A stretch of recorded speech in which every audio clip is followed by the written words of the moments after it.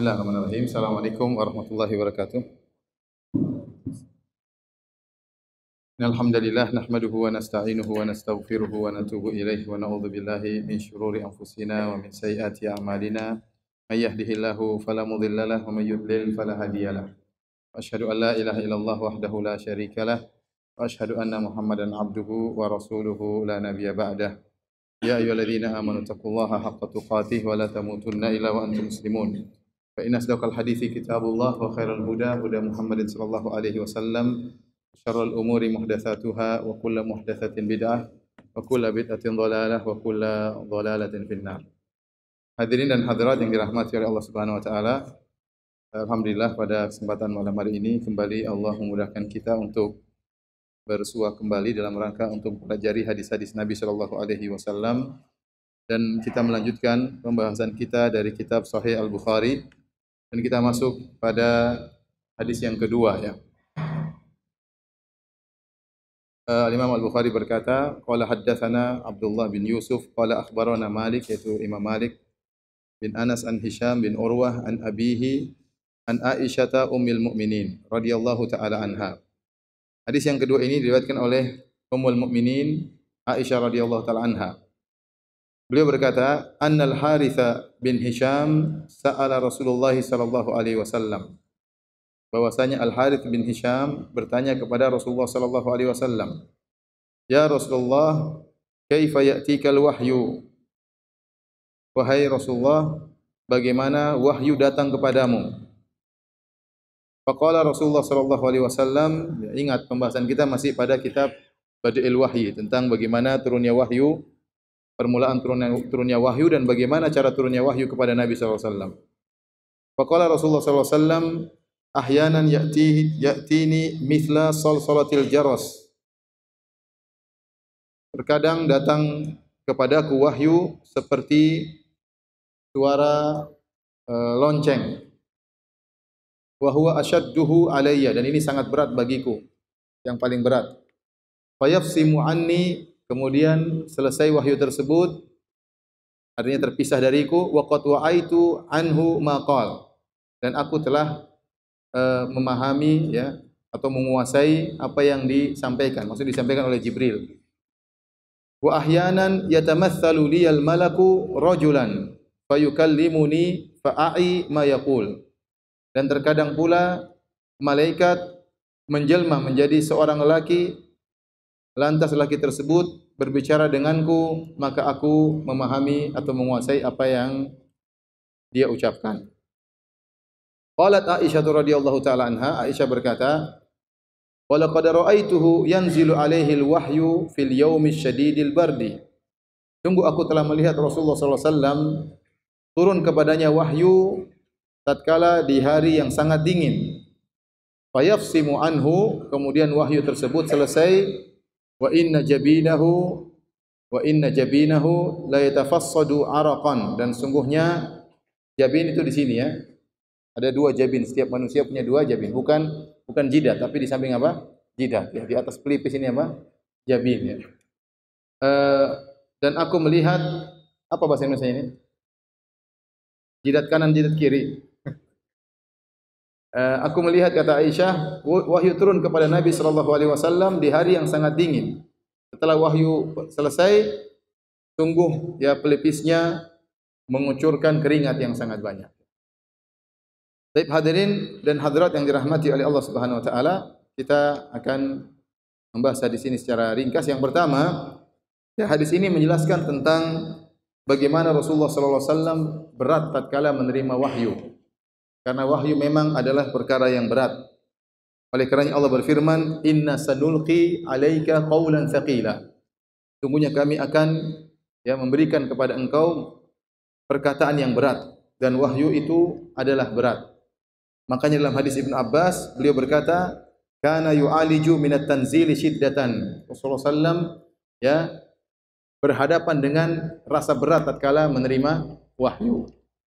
Dan hadis ini diriwayatkan oleh Ummul Mukminin Aisyah radhiyallahu taala anha. Kita tahu Ummul Mukminin Aisyah radhiyallahu taala anha istri Nabi yang sangat dicintai oleh Nabi sallallahu alaihi wasallam, yang sangat faqihah ya.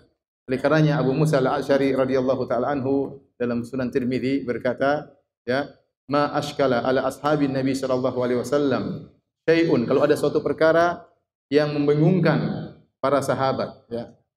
Fasa'alna anhu Aisyata, kemudian kami bertanya kepada Aisyah radhiyallahu taala anha, fawajadna indaha minhu ilman, maka kami pasti dapat jawabannya dari Aisyah radhiyallahu taala anha tentang apa yang dibingungkan oleh para sahabat, ya. Oleh karenanya waktu Rasulullah SAW meninggal, terutama di zaman Abu Bakar radhiyallahu taala anhu, para sahabat banyak yang datang minta fatwa kepada Aisyah karena dia seorang wanita yang sangat cerdas, ya. Dan sebagaimana kita ketahui, Aisyah dinikahi oleh Nabi SAW tatkala berumur 6 tahun, akan tapi tinggal serumah bersama Nabi SAW tatkala berumur 9 tahun. Dan sebagian orang-orang orientalis atau orang kafir menuduh Nabi kita dengan tuduhan jelek. Kata mereka, rajulun syahwani, itu lelaki yang memenuhi hanya mengikuti syahwat, masa menikah dengan wanita yang masih berusia 9 tahun. Jawabannya mudah, kita katakan Rasulullah SAW, istri-istri beliau, ya, rata-rata sudah tua, ada yang 30-an ke atas dan ada yang 50 tahun lebih. Rata-rata janda, yang gadis cuma Aisyah radhiyallahu taala anha. Adapun menikahi wanita berusia 9 tahun itu perkara yang biasa di bangsa Arab tatkala itu. Sebagai bukti, sungguhnya orang-orang musyrikin Arab dahulu mereka suka mencari-cari kesalahan Nabi. Kalau seandainya menikahi wanita berusia 9 tahun adalah perkara yang tercela, pasti mereka sudah menjadikan bahan ini sebagai bahan olok-olokan kepada Rasulullah sallallahu alaihi wasallam. Jadi mereka tidak mencela Nabi sallallahu alaihi wasallam tatkala menikahi Aisyah berumur 9 tahun. Karena itu perkara yang biasa di bangsa Arab dan mereka cepat mengalami menstruasi, ya. Orang-orang Arab dengan kondisi, ya, iklim yang berbeda dengan tanah air kita. Oleh karenanya menikahnya Nabi dengan Aisyah berusia 9 tahun adalah perkara yang biasa, ya. Dan Aisyah radhiyallahu taala anha dikenal dengan Ummul Mukminin, dan seluruh istri-istri Nabi disebut dengan Ummul Mukminin. Sebagaimana firman Allah Subhanahu wa taala, wa azwajuhu ummahatuhum. Dan istri-istri Nabi adalah ibu-ibu mereka. Artinya ibu-ibu dari sisi ihtiram, penghormatan, dan dari sisi dilarang untuk menikah dengan istri-istri Nabi. Ini di antara, kata para ulama, di antara penghormatan Allah kepada Nabi, diharamkan menikah istri-istri Nabi kalau Nabi sudah meninggal dunia. Kenapa? Karena seluruh istri-istri Nabi adalah istri-istri Nabi di dunia dan istri-istri Nabi di akhirat. Dan wanita akan disandingkan dengan suaminya yang terakhir. Wanita akan disandingkan dengan suaminya yang terakhir. Oleh karenanya, Ummu Darda waktu dilamar oleh Muawiyah, dia tidak mau. Kenapa? Dia bilang, saya mendengar suamiku Abu Darda menyampaikan dari Nabi SAW bahwasanya seorang wanita akan bersama suaminya yang terakhir di surga. Dan saya ingin sama Abu Darda, saya tidak mau ada gantinya. Maka dia pun menolak lamaran dari siapa? Muawiyah. Dalam riwayat kata dia, puasa aja, ya. Baik, ya. Jadi karena istri-istri Nabi adalah istri-istri Nabi di dunia dan akhirat, maka tidak boleh menikah dengan istri-istri Nabi setelah Rasulullah SAW wafat. Dan istri-istri Nabi adalah ummahatul mukminin, ibu-ibunya, ibundanya para kaum mukminin. Demikian juga kaum mukminat, cuma mimba bitaglib, ya. Kaum mukminin sudah mewakili kaum mukminat. Jadi pertanyaan, apakah Nabi SAW boleh dikatakan dengan Abul Mukminin? Paham? Kalau istri Nabi disebut dengan Ummul Mukminin, apakah Nabi SAW boleh dikatakan dengan Abul Mukminin? Ini dibahas oleh Ibnul Mulaqin dalam kitabnya Tawdih, ya, Syarah Sahih Bukhari. Beliau menjelaskan ada pendapat di kalangan para ulama, dua pendapat. Ada yang mengatakan boleh mengatakan Nabi dengan Abul Mukminin, dan ada pendapat mengatakan tidak boleh, ya, karena dalam Al-Quran Allah Subhanahu Wa Taala mengatakan, ya, wa ma Muhammad aba ahadin mir rijalikum. Rasulullah SAW bukanlah bapak dari salah seorang dari kalian, walakin Rasulullah wa khataman nabiyyin, tapi dia adalah seorang rasul. Jadi, tapi dijelaskan oleh para ulama, maksud dari ayat ini, ya, Nabi bukanlah bapak salah seorang dari kalian, maksudnya bapak secara nasab, ya. Oleh karenanya Ibnu Mulaqin merajihkan boleh kita mengatakan Nabi dengan Abul Mukminin, ayahnya orang-orang beriman. Terlebih lagi dalam suatu hadis Rasulullah SAW mengatakan, innama ana lakum kal walid, innama ana lakum kal walid. Hadis ini dihasankan oleh Syekh Al-Albani rahimahullah. Sungguhnya aku ini bagi kalian seperti ayah. Dan benar Rasulullah SAW seperti ayah bagi kaum mukminin. Makanya dalam Al-Quran Allah menyebutkan, ya, laqad ja'akum rasulun min anfusikum azizun 'alaihi ma anittum. Sungguh telah datang kepada kalian seorang rasul dari jenis kalian. Azizun 'alaihi ma anittum. Rasulullah SAW merasa berat apa yang memberatkan kalian. Ya.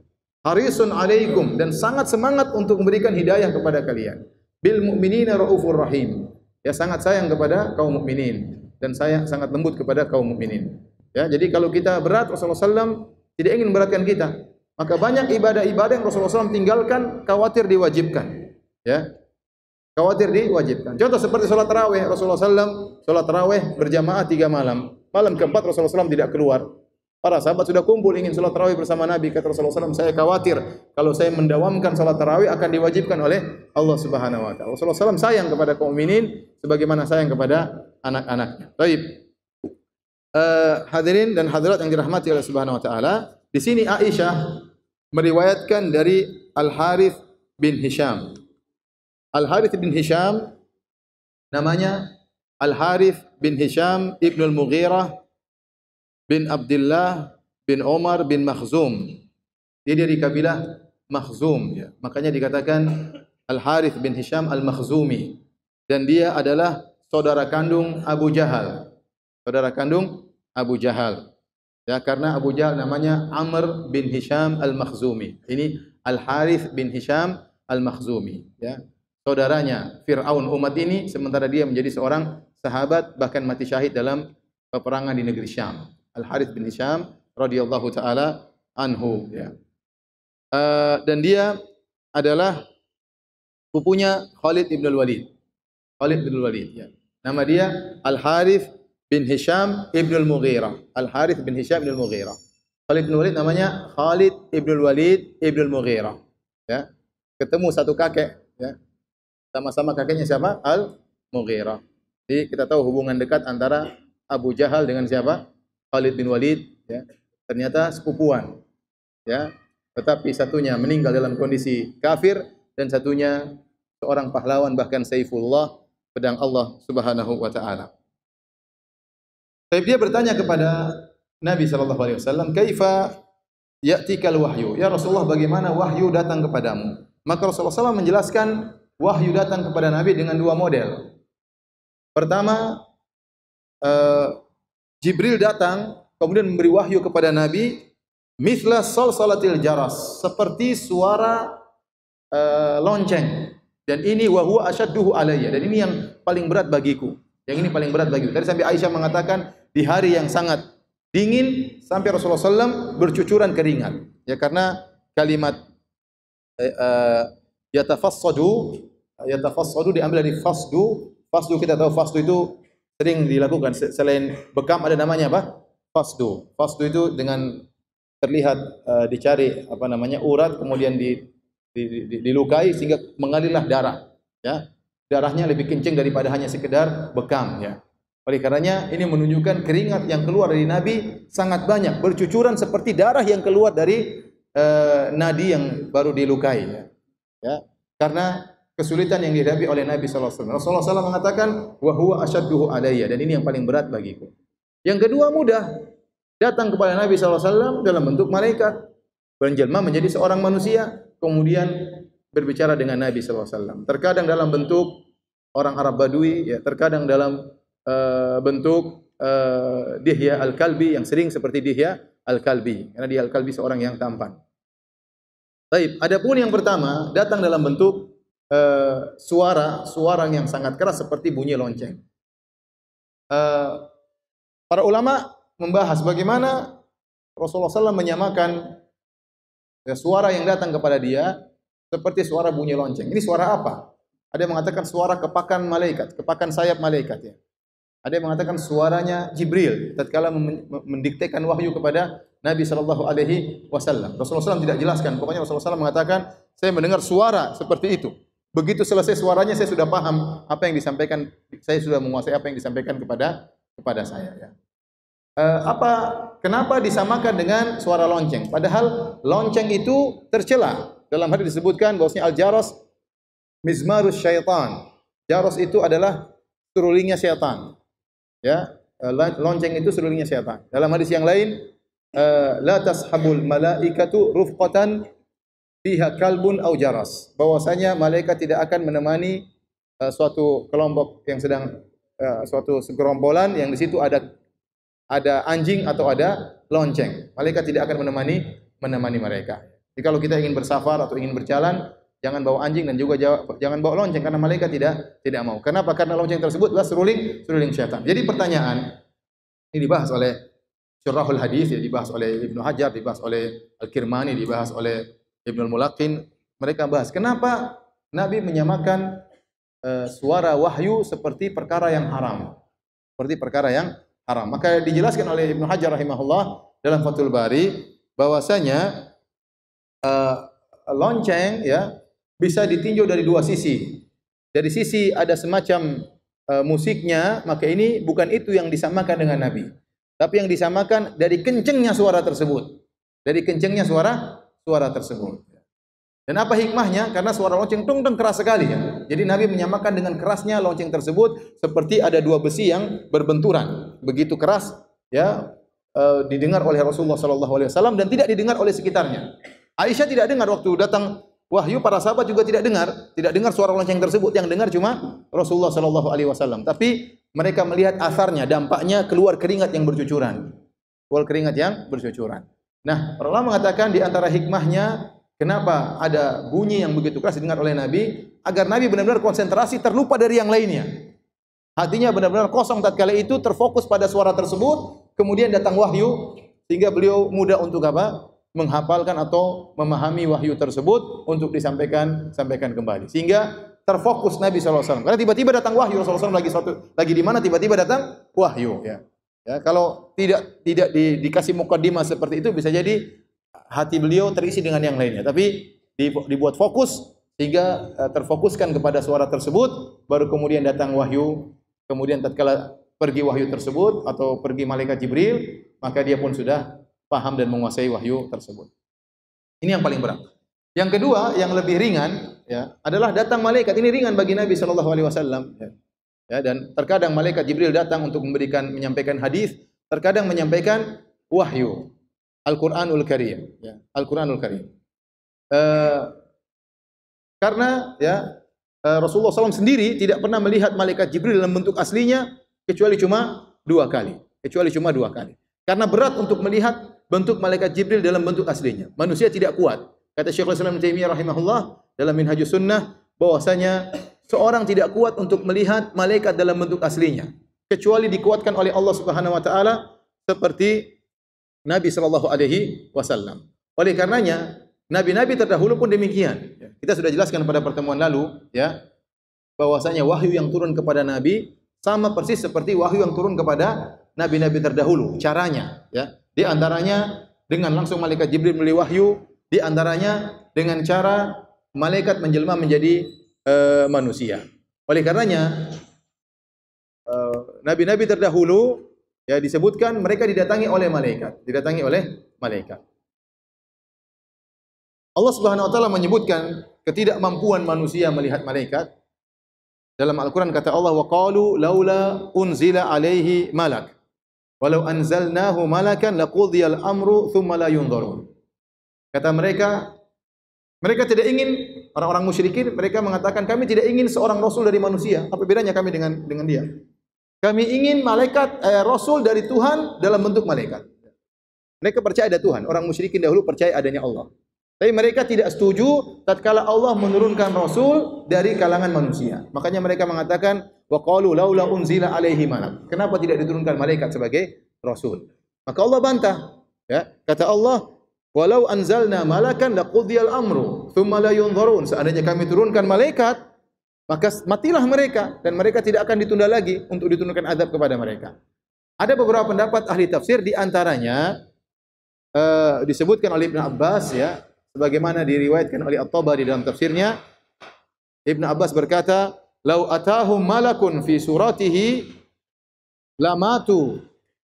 Kalau seandainya malaikat turun dalam bentuk aslinya, mereka langsung akan meninggal dunia. Tidak kuasa untuk melihat malaikat tersebut. Ini juga disebutkan oleh Asy-Syaukani dalam Fathul Qadir, ya. Beliau berkata, ya, "Lau anzala malakan musyahadan lam tutiq quwahumul basyariyatu an yabqau ba'da musyahadati ahya'an." Seandainya Allah turunkan malaikat dalam bentuk aslinya, maka mereka tidak bakalan mampu melihat malaikat. Mereka akan langsung tewas seketika itu. Oleh karena di antara rahmat Allah, Allah tidak menurunkan malaikat Jibril kecuali seringnya dalam bentuk menjelma menjadi manusia, sehingga mudah bagi para nabi untuk menerima wahyu. Ya. Baik, hadirin dan hadirat yang dirahmati oleh Allah Subhanahu wa taala.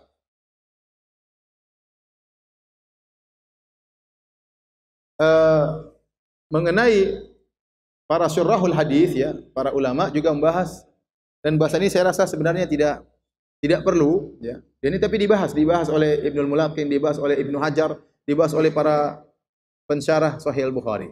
Mereka membahas tentang bagaimana malaikat bisa menjelma jadi manusia. Jawaban kita itu urusan Allah Subhanahu wa taala. Ini enggak perlu dibahas karena kita masuk dalam perkara yang gaib. Termasuk Ibnu Hajar juga bahas, tapi saya tidak setuju. Kenapa? Karena itu tidak bisa kita ketahui. Yang jelas malaikat menjelma jadi manusia. Bagaimana cara? Ada yang mengatakan bahwasanya malaikat, ya, ditambahin sesuatu sehingga menjadi manusia. Tatkala sesuatu itu diambil kembali lagi jadi apa? Jadi malaikat bentuk aslinya. Ya, wallahu alam, kita enggak tahu bagaimana caranya. Mudah bagi Allah, cuma tinggal apa? Kun fayakun. Allah bisa merubah zat menjadi zat yang lain. Contohnya tongkatnya Nabi Musa bisa berubah menjadi apa? Ular sungguhan. Dari satu unsur berubah menjadi unsur yang lain. Mudah bagi Allah. Allah beri kemampuan menjadikan tongkat Nabi Musa berubah menjadi ular. Yang inilah yang menjadikan para penyihir langsung beriman. Karena mereka melihat ini bukan sihir, bukan tipuan mata. Karena tongkat unsur kayu bisa berubah menjadi unsur hewan, langsung bisa berubah menjadi unsur hewan. Nah, demikian juga kita katakan, malaikat bisa berubah jadi manusia. Bagaimana caranya? Allah berikan mereka kemampuan. Tidak tahu unsur apa yang digunakan, pokoknya berubah menjadi apa? Manusia. Sampai-sampai perubahan mereka benar-benar persis seperti manusia, tidak diketahui oleh para nabi. Para nabi tidak tahu ini manusia. Contoh seperti mereka datang kepada Nabi Ibrahim. Hal ataka haditsu dhaifi Ibrahim al-mukramin. Kata Allah, tidakkah datang kepada engkau cerita tentang tamu-tamunya Nabi Ibrahim yang mulia. Mereka bertamu kepada Nabi Ibrahim. Idz dakhalu alaihi faqalu salaman. Kemudian mereka masuk menemui Ibrahim, mereka mengucapkan assalamualaikum. Nabi Ibrahim menjawab, qala salamun qaumun munkarun. Keselamatan bagi kalian wahai kaum yang saya tidak kenal. Faragha ila ahlihi faja'a bi ijlin samin. Nabi Ibrahim memuliakan tamu, maka dia segera pun pulang, kemudian dia segera menyembelih sapinya, kemudian dia panggang, kemudian dia sajikan kepada tamu-tamu tersebut. Ternyata mereka tidak makan. Ya. Lihat bagaimana Nabi Ibrahim memuliakan tamu. Dia tidak ceplok telur, tapi dia potong apa? Potong sapi, ya. Padahal tidak kenal sebelumnya. Bahkan dia mengatakan kaum mungkarun, kaum yang saya tidak kenal. Dia tidak tahu kalau itu malaikat. Makanya dia sampai potong sapi karena dia kira itu apa? Manusia. Tatkala melihat malaikat tidak makan, fa'au jasa, dia pun ketakutan waktu melihat mereka tidak makan. Ya. Ala ta'kulun, kenapa tidak makan? Ternyata tidak bisa makan. Malaikat memang tidak makan. Maksud saya bagaimana sempurnanya penjelmaan mereka dari makhluk yang tercipta dari cahaya bisa menjelma menjadi manusia, sampai-sampai Nabi Ibrahim tidak tahu kalau itu apa? Malaikat. Sampai-sampai dia pun menghidangkan makanan bagi malaikat tersebut. Sama tatkala malaikat tersebut datang kepada Nabi Lut. Walamma ja'at rusuluna lutan si'a bihim wa dhaqa bihim dar'a. Kata Allah, tatkala rasul-rasul, tamu-tamu tadi yang datang ke Nabi Ibrahim ternyata ingin memberi azab kepada kaum Nabi Lut. Tapi sebelum mereka memberi azab kepada kaum Nabi Lut, mereka mampir dulu di Ibrahim. Kemudian mereka pergi kepada Nabi Lut. Waktu Nabi Lut kedatangan tamu-tamu malaikat yang sangat tampan, dia ketakutan. Waduh, bahaya ini. Ini malaikat orang tampan-tampan, sementara kampung saya homoseksual semua. Makanya si abihi madhaqa bihim dar'a. Nabi Lut ketakutan, bahaya ini. Dan benar, setelah itu orang-orang kampung segera datang ingin bertemu dengan tamu-tamu tersebut. Nabi Lut tidak tahu kalau itu apa? Malaikat. Makanya setelah Nabi Lut ketakutan, nawarkan putri-putrinya. Mereka tidak mau, kata mereka, kita enggak suka perempuan, maunya tamu-tamu yang cakep-cakep tersebut. Ya. Makanya kemudian malaikat berkata, ya Lutu, inna rusul rabbika la yasilu ilaik. Kami ini para rasul, mereka tidak akan bisa mengganggumu. Maka pergilah engkau, ya. Jadi maksudnya penjelmaan mereka sangat sempurna sehingga nabi-nabi pun tidak tahu kalau mereka adalah malaikat. Makanya kalau ada yang mengatakan zaman sekarang, ya, saya lihat malaikat dalam bentuk aslinya, ini enggak benar. Ya.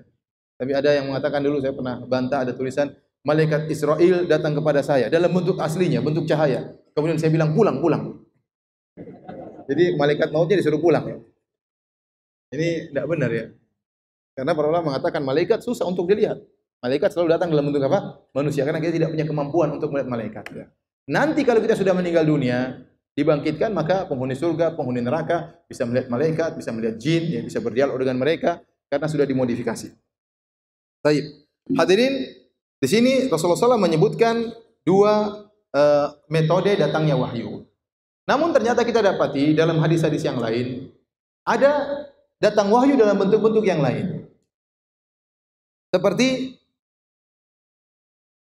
dalam hadis disebutkan wahyu datang kadawiyin nahli, seperti suara lebah. Seperti suara lebah. Dalam hadis yang lain an-nafirru. Jadi Jibril memberi wahyu dalam hati Nabi sallallahu alaihi wasallam. Kemudian ada juga ru'ya salihah, mimpi. Kemudian ada juga berbicara langsung dengan Allah di malam Al-Mi'raj. Di malam apa? Al-Mi'raj. Jadi ternyata wahyu datang tidak terbatas pada dua perkara ini. Namun ini dijelaskan oleh Ibnu Hajar rahimahullahu taala bagaimana mengkompromikan bahwasanya wahyu datang dalam dua bentuk dengan bentuk-bentuk yang lain yang datang selain dua bentuk ini. Kata Ibnu Hajar, adapun berkaitan dengan wahyu datang seperti suara lebah, ya, dalam hadis Umar, ya, Rasulullah SAW mengatakan maksudnya suara lebah itu ditinjau dari orang di sekitar Nabi. Nabi mendengar seperti suara lonceng yang sangat keras, sementara orang di sekitarnya mendengar seperti suara lebah. Ya. Paham? Ya. Suara lonceng tersebut tidak didengar oleh orang lain, yang dengar cuma Nabi. Sahabat yang ada dekat Nabi mendengar seperti suara lebah. Adapun wahyu datang dalam mimpi, maka itu bukan kekhususan para nabi, karena terkadang orang-orang soleh juga, ya, didatangi dengan mimpi yang benar, mimpi yang bisa ditafsirkan, yang berkaitan dengan masa depan. Tidak semua orang mimpi, kemudian mimpinya benar, kemudian dikatakan seorang nabi. Oleh karenanya, wahyu tersebut tidak merupakan spesial yang dialami oleh Nabi Shallallahu Alaihi Wasallam. Contoh juga perkataan mereka, ada wahyu yang langsung Nabi terima dari Allah Subhanahu Wa Taala.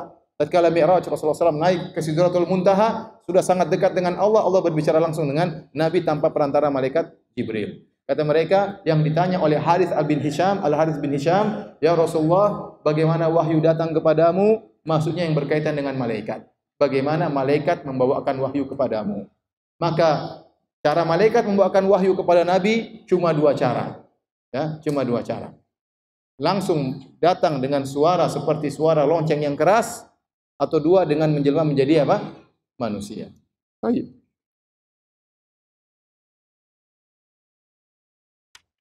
Kita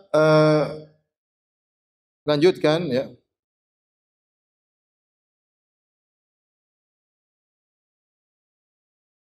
Hadis berikutnya, hadis ketiga. Hadis ketiga ini agak panjang, ya. Saya bacakan sekaligus saya terjemahkannya. Al-haditsus tsalits, hadis yang ketiga. Al-Imam Al-Bukhari berkata, qala haddatsana Yahya bin Bukair, qala haddatsana Al-Laits an Uqail an Ibn Shihab Az-Zuhri an Urwah bin Zubair an Aisyah ummul mukminin. Dari Ummul Mukminin Aisyah radhiyallahu taala anha. Annaha qalat, Aisyah berkata, awwalu ma budi'a bihi Rasulullah sallallahu alaihi wasallam minal wahyi ar-ru'ya salihah fin naum. Wahyu pertama kali dimulai turun kepada Nabi melalui mimpi yang benar. Dikatakan mimpi yang salihah itu mimpi yang benar yang tidak tercampur sama sekali dengan bisikan-bisikan syaitan, ya. Karena terkadang orang mimpi ngawur-ngawur, mimpi minum di mana, tahu-tahu di Jakarta, tahu-tahu sore-sore sudah di Samarinda misalnya. Dalam mimpi aneh-aneh, mimpi aneh-aneh. Namanya syaitan bermain di situ, atau hayalan kita kemana-mana, ya. Tapi namanya ar-ru'ya salihah itu mimpi yang tidak dibumbui dengan pikiran yang aneh-aneh dan juga tidak diganggu sama setan oleh setan sama sekali. Makanya dikatakan dengan ru'yah salihah atau ru'yah shadiqah, mimpi yang benar, mimpi yang salihah. Ini pertama kali kata para ulama karena wahyu datang kepada Nabi secara bertahap. Sebelum malaikat Jibril datang langsung, sebelum malaikat Jibril mengatakan Iqra bismi rabbikal ladzi khalaq, maka ada muqaddimah bagi Nabi. Di antara muqaddimah tersebut kata para ulama, Rasulullah SAW mimpi-mimpi yang baik. Mimpi-mimpi apa? Yang baik. Sebagai pertanda engkau ini akan menjadi nabi. Kemudian Rasulullah SAW juga mengalami hal yang aneh seperti dia mendengar batu memberi salam kepada dia. Inni a'rifu hajaran bi Makkah kana yusallimu alayya. Saya tahu ada batu di Mekah memberi salam kepadaku. Ini sebelum Nabi menjadi seorang nabi. Ada kejadian-kejadian aneh untuk mempersiapkan dirinya bahwasanya engkau akan menjadi orang hebat, di antaranya akan didatangi oleh makhluk yang sangat menakjubkan yaitu malaikat Jibril. Ini hikmahnya kenapa dimulai dengan mimpi agar Rasulullah SAW bersiap jiwanya. Fakana la yara ru'yan illa ja'at mithla falaqis subhi. Tidaklah Nabi melihat mimpi kecuali mimpi tersebut datang seperti cahaya di pagi hari. Ya, maksudnya apa? Rasulullah SAW kalau mimpi benar-benar bersih mimpi tersebut. Tidak kayak apa mimpinya, lupa-lupa, enggak. Benar-benar jelas mimpi tersebut. Karena mimpi tersebut tidak diganggu oleh syaitan dan tidak dicampuri dengan pikiran yang aneh-aneh, khayalan-khayalan kepala. Benar-benar Rasulullah SAW melihat mimpi seperti melihat sesuatu yang sangat jelas, seperti cahaya subuh yang muncul setelah gelap tiba-tiba terang keluar. Benar-benar jelas. Tsumma hubbiba ilaihi al-khala. Setelah itu Rasulullah SAW dibuat cinta untuk berkhalwat. Kalau orang bilang bertapa, cuma bertapa itu konotasinya jelek ya. Bertapa nongkrong kemudian semedi enggak ya, pasang apa sajen enggak ya. Maksudnya Rasulullah SAW senang untuk bersendirian. Ya, senang untuk bersendirian. Wa kana yakhlu bi ghari Hira'in fayatahannathu fihi wa huwa ta'abbud al-layali dawatil adad. Maka Rasulullah SAW suka untuk berkhalwat di Goa Hira. Ya, di Goa Hira, Jabal Nur ya. Kalau kita ke Mekah umrah, biasanya jemaah umrah disuruh mampir ke Jabal Nur. Gunungnya sangat tinggi ya. Saya enggak mau naik ya, capek. Karena tinggi sekali. Ada orang-orang banyak di situ saya lihat, subhanallah banyak. Kalau jatuh gimana ya? Enggak lah, saya mending di bis aja lihat dari bawah sudah cukup. Naik ke atas kemudian mereka masuk di situ. Sebagian ulama mengatakan, kenapa Rasulullah SAW pergi ke Gua Hira? Karena Rasulullah SAW termasuk al-hunafa atau al-ahnaf. Ada orang-orang di zaman jahiliyah yang mereka tidak mau beribadah kepada patung, mereka enggak mau. Mereka secara fitrah ini syirik, mereka tinggalkan. Di antaranya adalah Nabi SAW, di antaranya Zaid bin Naufal, di antaranya Waraqah bin Naufal, di antaranya Waraqah bin Naufal. Mereka itu orang-orang yang masih di atas fitrah, tidak mau beribadah kepada berhala. Makanya ada buku judulnya Al-Ahnaf, yaitu orang-orang yang bertauhid sebelum Nabi diangkat menjadi seorang apa? Nabi. Makanya Nabi meninggalkan ya kesyirikan yang mereka lakukan. Nabi tidak melakukan perzinahan, Nabi tidak minum khamar, ya. Nabi di tengah-tengah kerusakan seperti itu, Nabi SAW ingin menyendiri.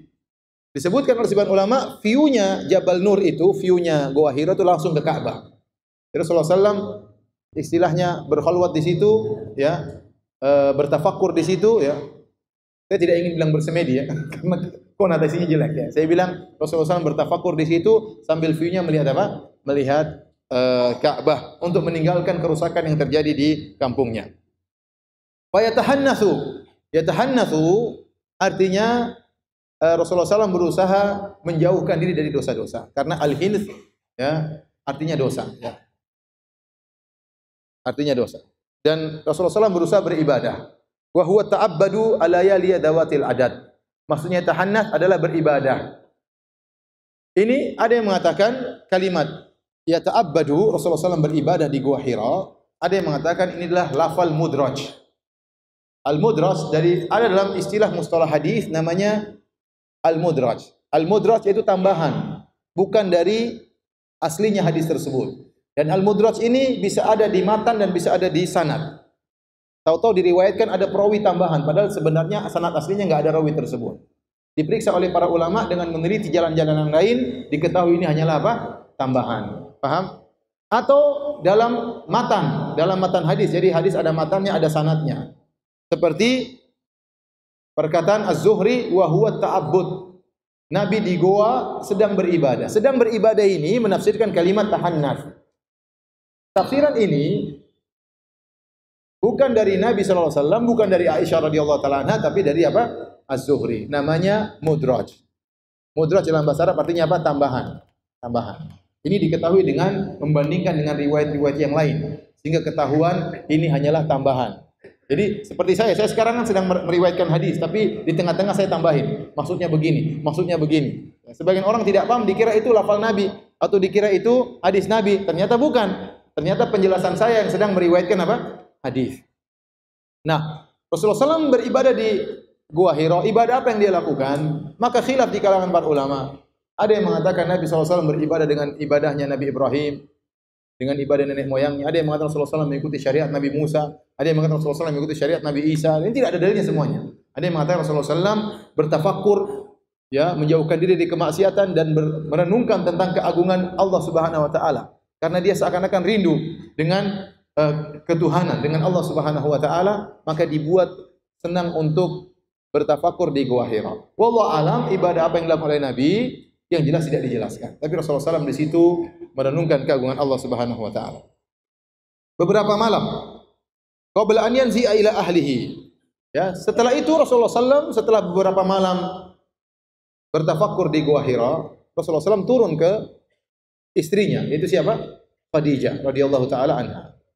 Yatazawwadu lidzalik. Rasulullah SAW ambil bekal, ya, karena dia seorang manusia butuh makan, butuh minum. Bawa bekal lagi turun, dan itu tinggi sekali ya Gua Hira ya. Gua Hira tinggi sekali. Antum turun mungkin nggak bisa naik lagi ya. Saking tingginya. Saya lihat aja sudah putus asa, lihat terlalu apa tingginya. Rasulullah SAW turun, kemudian ambil bekal, naik lagi ke atas. Hanya turun untuk ambil bekal. Tsumma yarji'u ila Khadijah fa yatazawwadu limithliha. Kemudian dia pergi lagi ke Khadijah, ambil lagi apa? Bekal. Kemudian naik lagi. Hatta ja'ahul haqqu wa huwa fi ghar Hira.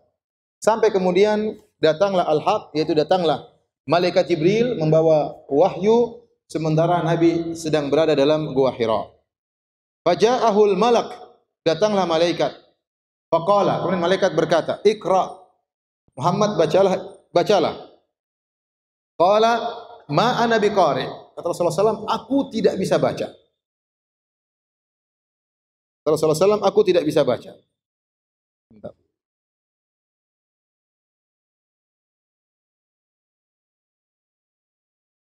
Dan Rasulullah SAW memang tidak bisa baca. Ya. Makanya Allah menyebutkan Nabi dengan Nabiul Ummi, seorang Nabi yang tidak bisa baca, tidak bisa tulis. Ya. Rasulullah SAW menggunakan lafal, tapi Rasulullah SAW tentunya fasih bahasa Arab ya. Tapi tidak bisa baca, tidak bisa tulis. Ada sebagian, kenapa kata para ulama, memang banyak orang dahulu tidak bisa baca, tidak bisa tulis. Kenapa mereka ya mengandalkan hafalan mereka? Enggak perlu ditulis. Mereka dengar langsung apa? Langsung hafal. Kemudian Nabi SAW mengatakan, ma ana biqari. Rasulullah SAW tidak mengatakan la aqra, saya tidak bisa baca. Tapi Rasulullah SAW menggunakan bahasa ma ana biqari. Ma nafiyah, saya tidak bisa. Bi itu zaidah, tambahan. Kalau kita artikan tambahan ba itu zaidah untuk memberi penekanan. Seakan-akan Nabi berkata, kalau kita terjemahkan dalam bahasa Indonesia, saya benar-benar tidak bisa baca. Para ulama yang mengatakan ma ana biqari albattah. Saya sama sekali tidak bisa baca. Jadi Rasulullah SAW menegaskan kepada malaikat Jibril, bagaimana saya mau disuruh baca? Saya ini sama sekali tidak bisa baca. Dan Allah Subhanahu Wa Taala ya memilih nabinya tidak bisa baca, dan para ulama mengatakan demikian kondisi Nabi sampai meninggal dunia tidak bisa baca untuk membuktikan bahwasanya Al-Quran itu wahyu dari Allah Subhanahu Wa Taala. Karena kalau Nabi bisa baca, sering menelaah buku-buku, maka dia akan dituduh Muhammad itu mengarang Al-Quran karena dia suka baca Taurat, suka baca Injil, pergi ke negeri Syam, baca literatur, kemudian pulang ngarang. Tapi Muhammad tidak bisa baca, tidak bisa tulis. Makanya Allah sebutkan dalam surat Al-Ankabut ayat 48, kata Allah, "Wa ma kunta tatlu min qablihi min kitabin wa la takhutuhu bi yaminik, idzan lartabal mubtilun." Kata Allah, engkau tidak pernah sama sekali membaca sebelumnya, dan kau tidak pernah menulis dengan tangan kananmu. Kalau kau bisa baca atau bisa tulis, orang-orang akan ragu dengan engkau. Ahli batil akan ragu dengan engkau. Tapi Allah menjadikan Nabi tidak bisa baca, tidak bisa tulis, ternyata ada Al-Quran. Untuk membuktikan bahwasanya Al-Quran itu benar-benar wahyu dari Allah Subhanahu Wa Taala. Jadi benar Nabi tidak bisa baca, tidak bisa tulis sampai kapan? Sampai meninggal dunia. Kalau Nabi kedatangan surat ada tukang bacanya. Kalau Nabi ingin tulis surat ada tukang apa? Tulisnya. Nabi sendiri tidak bisa baca, tidak bisa tulis. Maka dia mengatakan, "Ma ana biqari." Kok disuruh baca? Saya ini benar-benar tidak bisa baca. Wahai malaikat. Dia tidak tahu ini malaikat, ini makhluk aneh datang. Saya tidak bisa baca. Faghattani fa akhadhani hatta balagha minni al-jahda atau al-juhda. Tsumma arsalani. Kemudian malaikat Jibril memegangku. Kemudian dia memelukku dengan pelukan yang keras sampai saya tidak kuat. Balagha minnil jahda ma balagha. Benar-benar saya sudah tidak kuat saking pelukan yang keras dari malaikat Jibril. Padahal Nabi SAW orangnya kuat. Orangnya kuat. Ya bayangkan tidak kuat gimana? Naik Gua Hira itu berat. Orang yang kuat, tapi dipeluk oleh malaikat Jibril, Nabi tidak bisa berkutik. Sampai istilahnya mungkin kita bilang sesak napas saking beratnya dipeluk oleh malaikat Jibril. Kemudian dilepaskan. Arsalani, kemudian dilepaskan Nabi sallallahu alaihi wasallam. Kemudian malaikat Jibril bertanya lagi, "Iqra, bacalah." Rasulullah SAW mengatakan lagi, "Ma ana biqari." Saya tidak bisa baca. Fa akhadhani fa ghattani ats-tsaniyata hatta balagha minnil jahda. Kemudian malaikat Jibril pegang saya lagi, kemudian dipeluk dengan pelukan yang sangat kuat sampai saya tidak bisa apa-apa, sudah tidak ada tenaga. Dipeluk oleh sangat payah, di puncak kepayahan. Tsumma arsalani. Kemudian malaikat Jibril melepaskan aku lagi. Kemudian malaikat Jibril bertanya lagi, "Iqra." Bacalah. Ini mengatakan, "Ma ana biqari." Saya ini benar-benar sama sekali tidak bisa baca. Tiba-tiba muncul ada makhluk meluk ini menakutkan. Rasulullah SAW ini ketakutan. Ya. Padahal malaikat. Fa akhadhani fa ghattani ats-tsalitsata. Ketiga kali Rasulullah SAW dipeluk lagi oleh malaikat Jibril untuk ketiga kalinya. Rasulullah SAW tidak kuat. Tsumma arsalani, kemudian dilepaslah. Setelah itu malaikat Jibril mendikte, "Iqra bismi rabbikal ladzi khalaq." Bacalah dengan menyebut nama Tuhanmu yang menciptakan. Khalaqal insana min 'alaq. Iqra wa rabbukal akram alladzi 'allama bil qalam 'allamal insana ma lam ya'lam. Surat Al-Alaq dari ayat 1 sampai ayat 5. Inilah 5 ayat yang pertama kali turun kepada Nabi sallallahu alaihi wasallam. Para ulama mengatakan turunnya di bulan Ramadan. Ya, di bulan Ramadan. Kemudian ada yang mengatakan lagi turunnya di 10 malam terakhir. Ya, karena Al-Qur'an turun di malam Lailatul Qadar. Lailatul Qadar turunnya di 10 malam yang terakhir. Jadi bukan tanggal 17 atau sebelumnya. Tapi turunnya di 10 malam yang terakhir. Wallahu alam bisawab. Dan ini perlu antum perhatikan. Jadi ayat yang pertama kali turun surat Al-Alaq. Itu pun cuma sepenggal pertama. Tidak turun lengkap. Iqra bismi rabbikal ladzi khalaq, khalaqal insana min 'alaq, iqra wa rabbukal akram alladzi 'allama bil qalam, 'allamal insana ma lam ya'lam. Kalla innal insana la tagha ar-ra'ahu istaghna. Tidak seterusnya. Tidak awal sampai akhir, tapi cuma 5 ayat pertama. Paham? Setelah itu terputus wahyu. Ada yang mengatakan 2,5 tahun, ada yang 3 tahun. Kemudian turun surat berikutnya, ya ayyuhal muddatsir kum fa'andzir wa rabbaka fakabbir wa thiyabaka fatahhir dan seterusnya. Jadi sepenggal ayat Al-Alaq kemudian turun surat sepenggal dari surat apa? Al-Mudatsir. Jadi jangan terbayangkan sama kita turun Al-Baqarah langsung selengkap semua, enggak ya? Terkadang sebagian surat turun sepenggal-sepenggal. Terkadang surat turun sesuai dengan perjalanan sejarah yang dihadapi oleh Nabi. Tatkala perang Uhud turun ayat-ayat dari surat Al-Imran berkaitan dengan perang Uhud. Tatkala perang Khandaq turun ayat-ayat berkaitan dengan perang Khandaq. Tatkala perang Badar turun ayat berkaitan dengan perang Badar. Rasulullah SAW misalnya ada suatu dengan keluarganya turun ayat berkaitan dengan keluarga, ya. Jadi tidak mesti satu surat secara lengkap. Oleh karenanya para ulama mengatakan susunan surat-surat dalam Al-Qur'an itu bisa jadi ijtihad para sahabat. Tetapi susunan ayat dalam Al-Qur'an itu yang menentukan Nabi. Kalau turun satu ayat Nabi mengatakan jadikan ayat ini di surat ini di bawah ayat ini. Paham?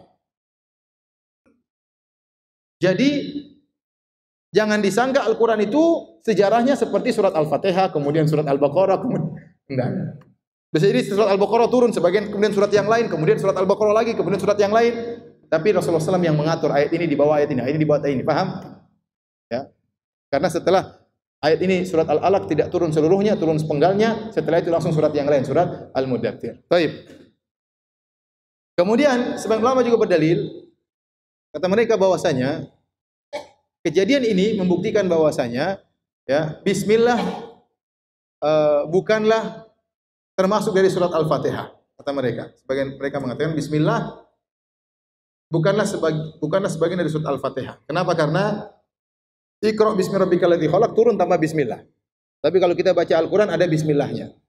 Jadi bismillah itu ayat tersendiri termasuk dari Al-Qur'an, tetapi didatangkan untuk memisahkan antara surat satu dengan surat yang lain. Makanya para ulama tatkala surat Al-Anfal dengan surat At-Taubah dipasang bismillah atau tidak, ya ternyata tidak dipasang.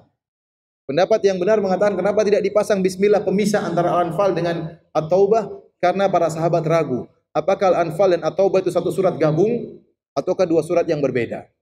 Sehingga mereka tidak pasangan apa? Bismillah di tengah-tengah. Khawatirnya Al-Anfal itu gabung dengan apa? At-Taubah. Oleh karenanya dalam Sahih Muslim Rasulullah SAW bersabda, "Qasamtus salat baini wa baina abdi nisfain." Kata Rasulullah, kata Allah Subhanahu wa taala dalam hadis qudsi, saya membagi salat itu surat Al-Fatihah antara aku dengan hambaku menjadi dua. Ya. Idza qala abdi alhamdulillahirabbil alamin, kalau hambaku mengatakan alhamdulillah, membaca alhamdulillahirabbil alamin, maka Allah berkata, majadani abdi, hambaku telah menyanjungku, ya. Jadi ternyata dimulai dengan apa? Alhamdulillahirabbil alamin. Allah tidak mengatakan jika hambaku berkata bismillahirrahmanirrahim. Jadi pendapat yang kuat memang bismillah itu bukan termasuk Al-Fatihah, tapi didatangkan bergandengan dengan Al-Fatihah karena dia adalah ayat pembuka bagi setiap surat. Termasuk di antaranya pembuka bagi surat Al-Fatihah. Tentunya ada khilaf dalam masalah ini. Baik, kita lanjutkan.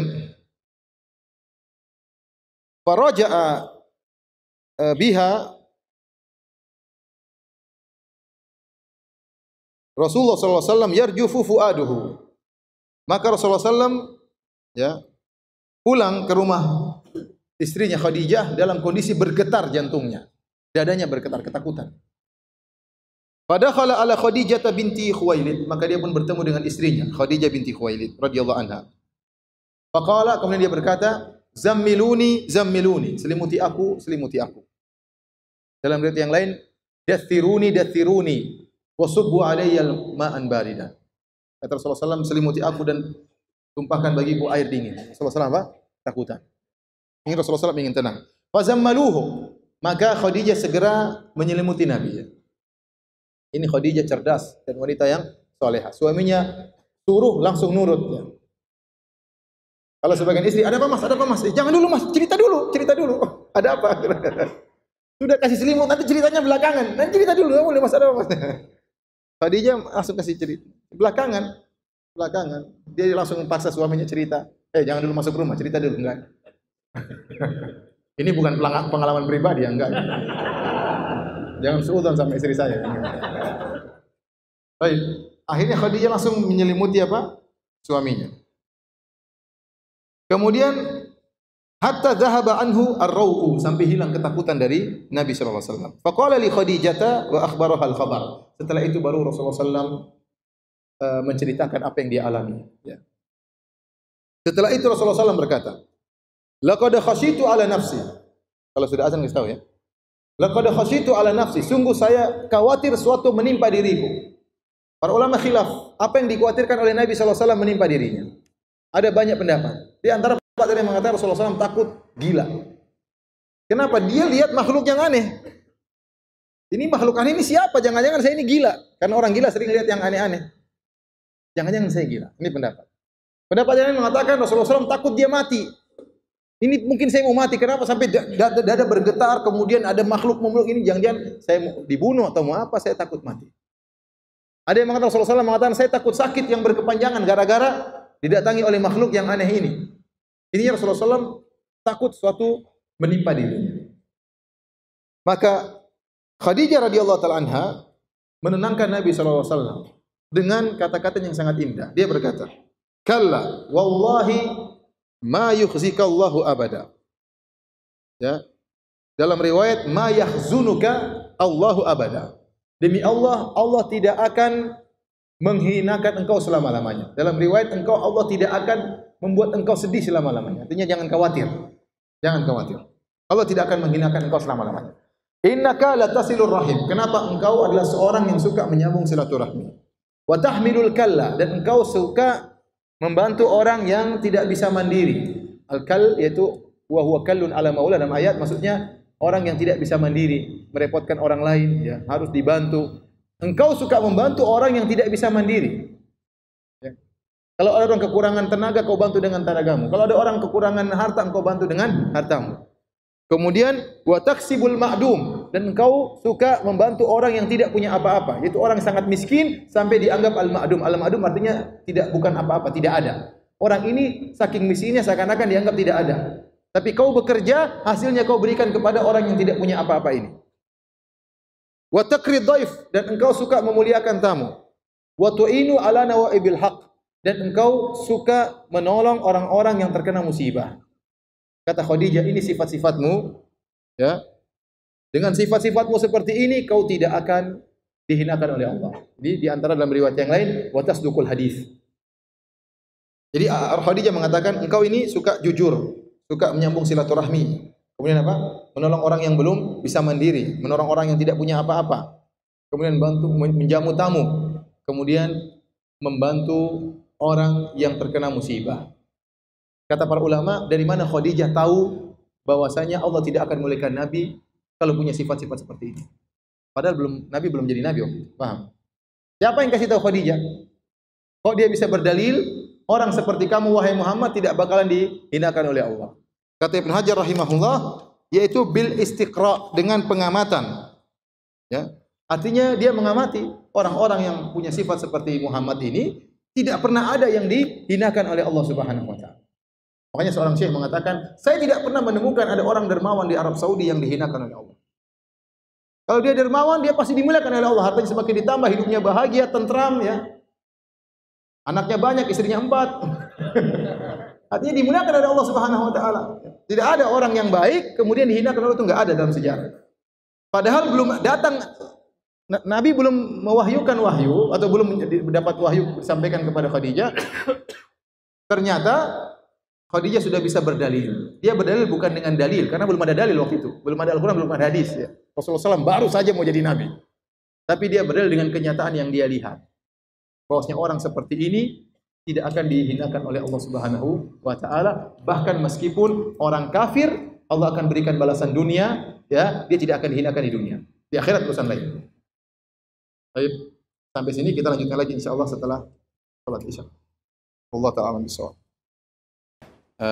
Kita lanjutkan ya kajian kita. Tadi telah kita sebutkan Khadijah, ya, berdalil dengan istiqra, dengan pengamatan, bahwasanya orang-orang, jangankan setelah Nabi diangkat menjadi Nabi, sebelum Nabi diangkat menjadi Nabi, orang-orang jahiliyah, kalau mereka berbuat kebaikan, menyambung silaturahmi, berbuat baik kepada kerabat, menyambung silaturahmi, berbuat baik kepada yang jauh, ya, bahkan kepada tamu. Dan disebutkan Rasulullah SAW dalam hadis ini mengumpulkan usul makarimil akhlak, pokok-pokok akhlak mulia. Karena Nabi berakhlak terhadap kerabatnya dengan menyambung silaturahmi. Rasulullah SAW berakhlak kepada seluruh orang dengan berkata yang jujur. Rasulullah SAW membantu orang yang tidak mampu, yang belum bisa mandiri, membantu orang terkena musibah, muliakan tamu datang dari jauh. Dan ini dalil bahwasanya orang seperti ini tidak akan dihinakan oleh Allah Subhanahu wa taala. Kemudian fantalaqat bihi Khadijatu hatta atat bihi Waraqah bin Naufal. Maka Khadijah pun membawa Nabi kepada Waraqah bin Naufal, ibni Asad bin Abdul Uzza, ibni ammi Khadijah. Waraqah bin Naufal kebetulan adalah sepupu Khadijah. Sepupu Khadijah radhiyallahu taala anha. Wa kana imra'an tanassara fil jahiliyah, dan dia masuk beragama Nasrani. Para ulama menjelaskan dia tidak suka dengan penyembahan terhadap berhala, maka dia pun pergi ke negeri Syam dan dia memeluk agama Nasrani dari sebagian rahib-rahib yang belum terjerumus dalam kesyirikan. Rahib-rahib yang seperti ditemui oleh siapa namanya? Salman Al-Farisi, seperti itu, yang mereka masih berada di atas tauhid. Ya, ada penyimpangan tapi mungkin sedikit, tidak sampai pada masalah esensi tauhid. Ya. Sehingga dia memilih agama Nasrani daripada menyembah berhala. Wa kana yaktubul kitab al-Ibrani wa yaktubu minal Injil bil Ibraniyah ma syaa Allah an yaktub. Dan dia bisa berbahasa Ibraniyah. sehingga bisa dia menulis Injil dengan bahasa Ibrani. Dalam riwayat yang lain dia menulis Injil dengan bahasa Arab. Dua-duanya dia bisa. Bahasa Ibrani bisa, bahasa Arab juga bisa. Wa kana syaikhan kabiran qad ami, dan dia seorang yang sudah tua dan sudah buta, ya. Ini menyebutkan sifat yang cacat seseorang, tapi dalam rangka bukan untuk menghina, tapi dalam rangka untuk menjelaskan tidak dianggap ghibah, ya. Sebutkan dia sudah buta. Faqalat lahu Khadijah, dan ini kata para ulama cerdasnya Khadijah, karena ada orang terkena musibah, bingung menghadapi suatu permasalahan, maka hendaknya dibawa kepada orang yang bijak untuk meringankan bebannya, dan Khadijah bawa kepada Waraqah bin Naufal. Kemudian Khadijah berkata, "Ya ibna ammi isma' min ibni akhik." Wahai sepupuku, coba dengarlah cerita dari anak saudaramu. Faqala lahu Waraqah, "Ya ibna akhi, madza tara?" Waraqah berkata, "Wahai anak saudaraku, apa yang kau lihat? Wahai Muhammad, apa yang telah kau lihat?" Fa akhbarahu Rasulullah sallallahu alaihi wasallam khabara ma ra'a. Maka Rasulullah SAW mengabarkan tentang apa yang dia lihat. Faqala lahu Waraqah, Waraqah berkata, "Hadzal namus alladzi nazzalallahu ala Musa." Inilah namus, an-namus artinya sahibus sir, yang membawa rahasia. Maksudnya Jibril. Ini namus Jibril yang turun kepadamu, itulah Jibril yang pernah turun kepada Nabi Musa. Ya. Kenapa Waraqah tidak mengatakan seperti Jibril yang turun kepada Nabi Isa? Padahal dia beragama Nasrani. Ya, memang ada dalam riwayat kepada Nabi Isa, ya.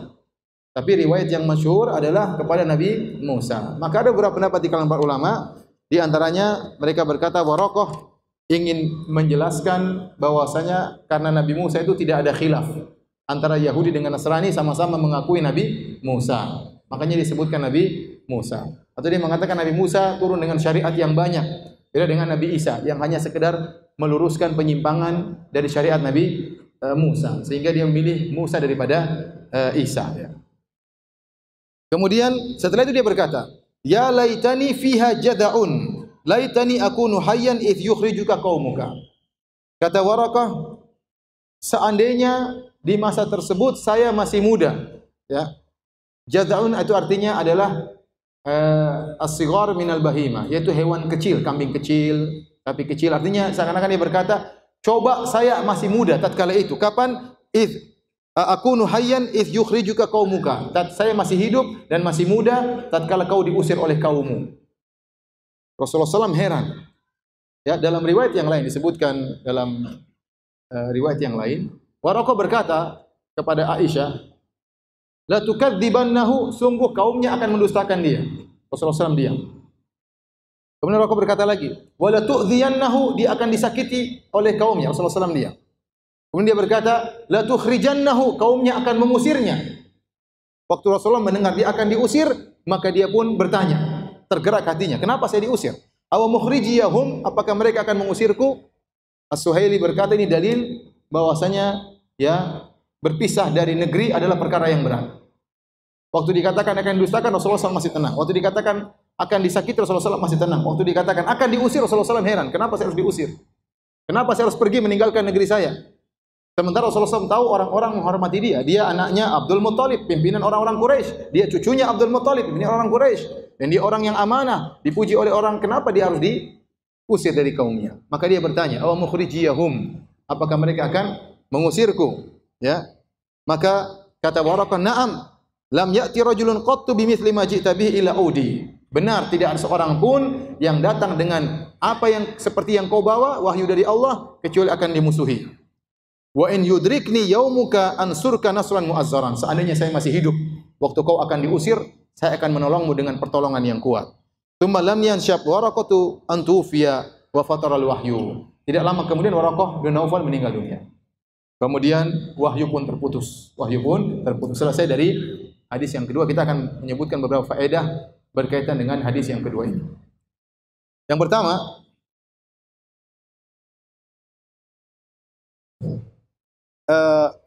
Aisyah radhiyallahu taala anha bercerita tentang awal wahyu datang kepada Nabi sallallahu alaihi wasallam. Ya, awal wahyu datang kepada Nabi begini-begini ceritanya. Tentunya kita tahu dan sangat yakin Aisyah tidak menemui masa tersebut karena waktu wahyu turun kepada Nabi sallallahu alaihi wasallam, Aisyah belum lahir. Aisyah belum lahir. Nah, Berarti Aisyah tidak bertemu dengan zaman tersebut. Kalau Aisyah tidak bertemu dengan zaman tersebut, terus Aisyah meriwayatkan dari mana? Aisyah meriwayatkan dari mana? Maka hadis yang seperti ini, sahabat meriwayatkan sesuatu yang dia tidak bertemu dengan zaman tersebut. Dikenal dengan istilah para ahli hadis dengan mursalus sahabi. Mursalus sahabi. Hadis apa? Mursal. Mursal. Mursalun itu hadis mursal ada dua secara umum, ya. Ada namanya mursalun at-tabi'i. Ada namanya mursalun as-sahabi.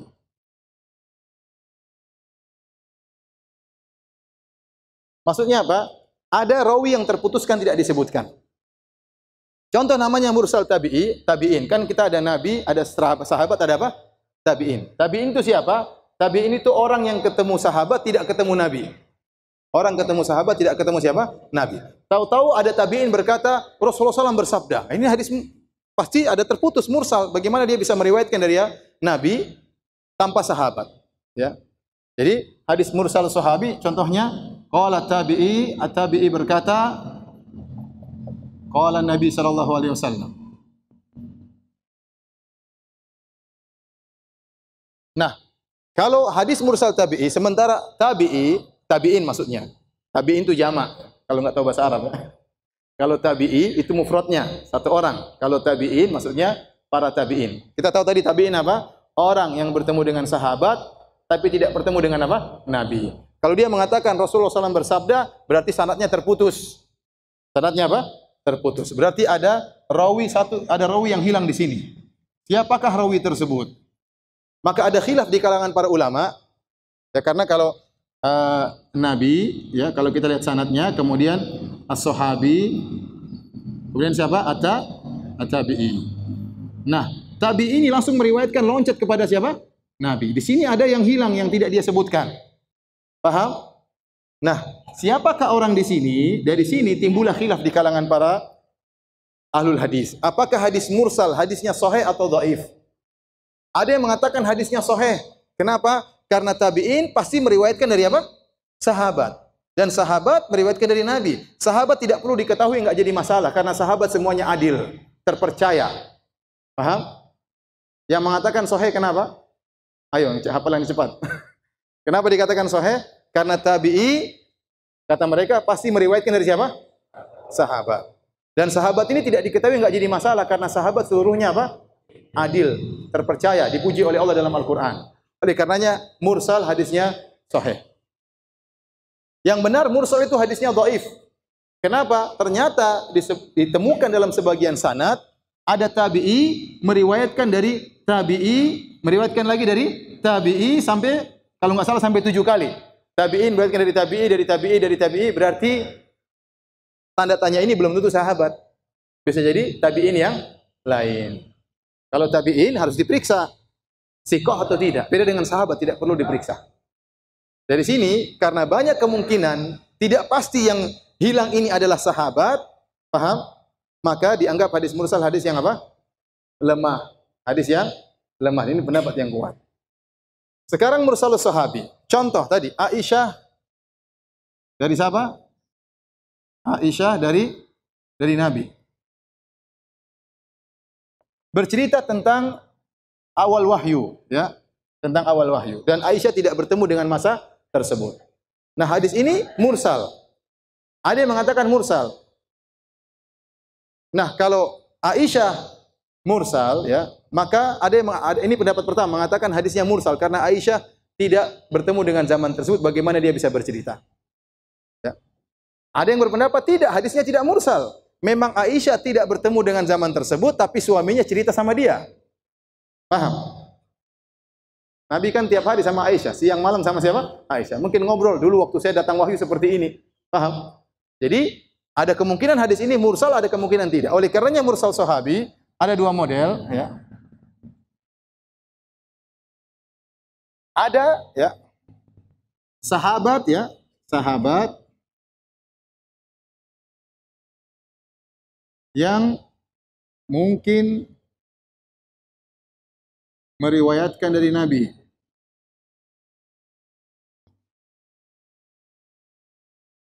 dari Nabi. Ada sahabat yang tidak mungkin meriwayatkan dari Nabi.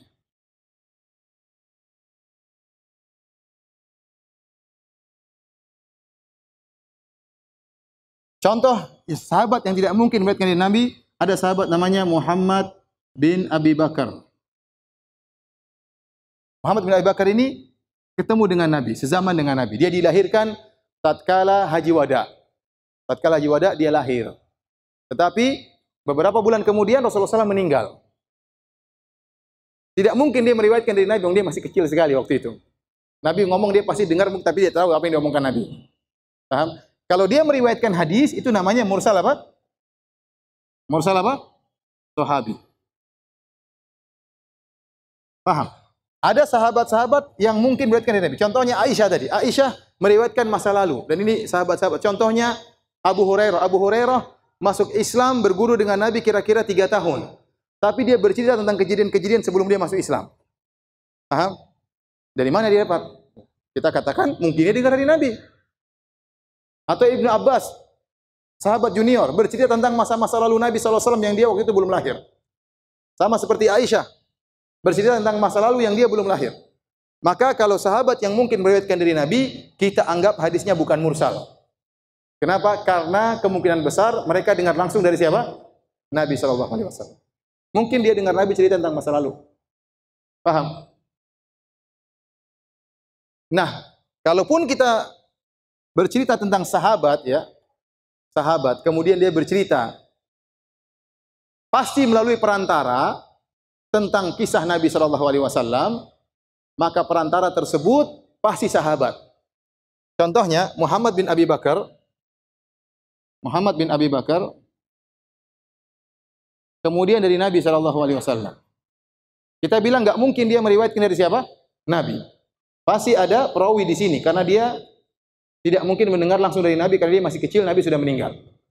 Nah, orang yang tanda tanya ini pasti sahabat.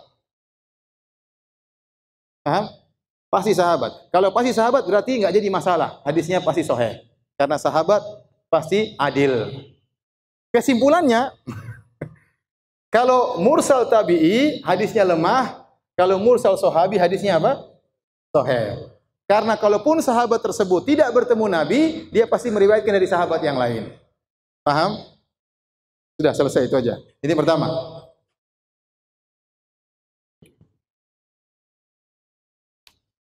Faedah berikutnya dari hadis yang kedua ini, faedah berikutnya, Nabi tidak pernah, jadi maksud saya, ada sebagian ahli filsafat mengatakan kenabian adalah amrun muktasab. Kenabian itu bisa dicari, bisa diusahakan. Bagaimana caranya? Seorang melatih jiwanya, melatih raganya, bersemedi, kemudian berpuasa, sampai akhirnya dia mencapai derajat yang tinggi, kemudian dia jadi nabi. Ini pendapat sebagian ahli filsafat. Dan ini tidak benar. Karena an-nubuwah, kenabian itu adalah ijtiba, pilihan dari Allah, bukan perkara yang bisa dicari. Jangan bertapa di pinggir kali supaya jadi nabi ya. Jangan.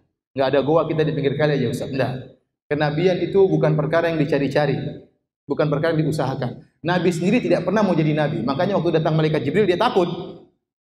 Kalau dia mencari mau jadi nabi, oh ini persiapan, oh ini malaikat sudah datang. Berarti Nabi tidak tahu kalau mau bakalan jadi nabi. Dia tidak tahu kalau bakalan jadi apa? Nabi. Dia tidak pernah mau cari jadi nabi. Tahu-tahu Allah jadikan dia apa? Nabi. Dan banyak nabi-nabi tidak cari-cari jadi nabi. Contohnya Yahya masih kecil jadi nabi. Nabi Isa baru lahir sudah jadi nabi. Pakai ada proses jadi nabi. Enggak ada proses lahir-lahir tahu-tahu jadi apa?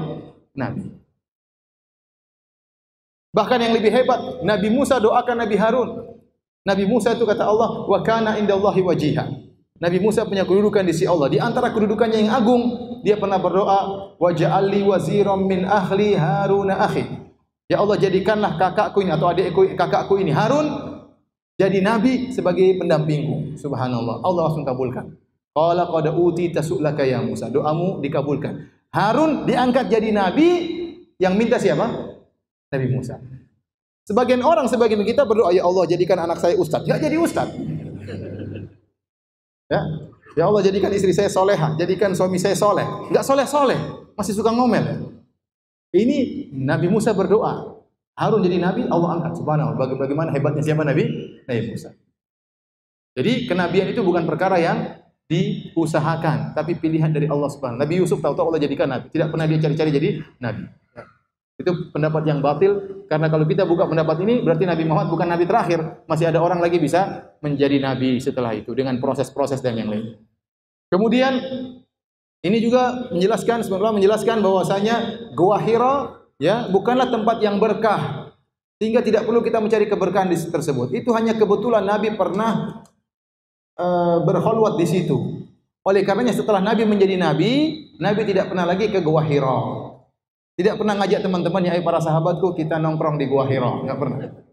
Sudah selesai, Nabi meninggal pun tidak ada sahabat yang pergi ke Gua Hira. Karena itu kebetulan.